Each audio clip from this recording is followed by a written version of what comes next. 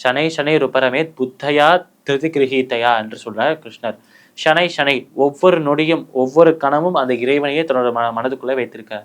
ஒவ்வொரு நொடியும் அவருடைய இதயம் துடிக்கும் போது அந்த இறைவனின் நாமத்தையே அந்த இதய துடிப்புல கேட்கிறார்.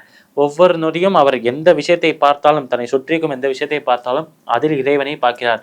இது இருக்கிறது, இது உயிருள்ள வஸ்து, இது உயிர் இல்லாத வஸ்து என்று பிரித்து பார்ப்பதில்லை. உயிர் இருக்கிற உயிர் இருக்கிற விஷயமாக இருந்தாலும் சரி, உயிரற்ற விஷயமாக இருந்தாலும் சரி, இறந்தக்குள்ளும் அந்த இறைவன் தான் இருக்கிறார் என்று உணர்கிறாராம் இந்த நபர். அப்படி காண்கிற அனைத்து விஷயங்களிலும் அந்த இறைவன் மட்டுமே காண்கிறவராக இருப்பவர்.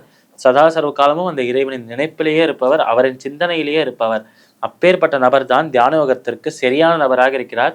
இவர் தியான யோகத்துக்குள்ள வந்துட்டார், ஒரு சரியான ஆச்சாரியனை கண்டுபிடித்து அந்த ஆச்சாரியின் வழிநடத்தலுக்கு கீழே இவர் இந்த ஒரு தியான யோகத்திற்குள்ள வந்துட்டார், இதை பின்பற்றினார் என்றால் அவர் மிக சீக்கிரமாகவே இந்த யோகத்தில் ஈடுபட்டு யோகா ரூடராக மாறி மோட்ச முக்தி பெறுவதற்கு தகுதி உடையவராக மாறுகிறார் என்று சொல்றார் நம்ம கிருஷ்ணர் இந்த இடத்தில்.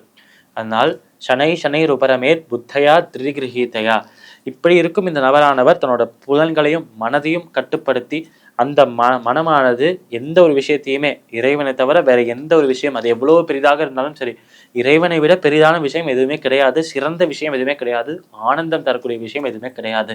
ஏனென்றால் இந்த விஷயங்களை எல்லாம் கவனித்தால் ஆனந்தம் கிடைக்கும், ஆனால் அந்த இறைவனை கவனித்தால் பரமானந்தம் கிடைக்கும் என்ற அந்த ஒரு ஞானம் யாருக்கு இருக்கோ, அப்பேற்பட்ட ஞானம் உடைய அந்த நபர் அந்த இறைவனை அடைவது மட்டுமே லட்சியமாக கொண்ட அந்த நபர் தியான யோகத்தை இறைவனை சென்று அடைவதற்கான ஒரு பாதையாக, ஒரு ஒரு வழியாக காண்கிறார் என்று சொல்லலாம்.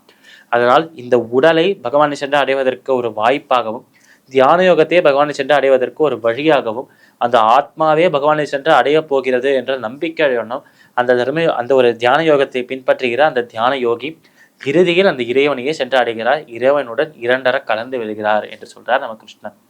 பகவத்கீதையின் 6வது அத்தியாயமான தியான யோகத்தின் 25வது ஸ்லோகத்திற்குண்டான விளக்கம் இதுவே.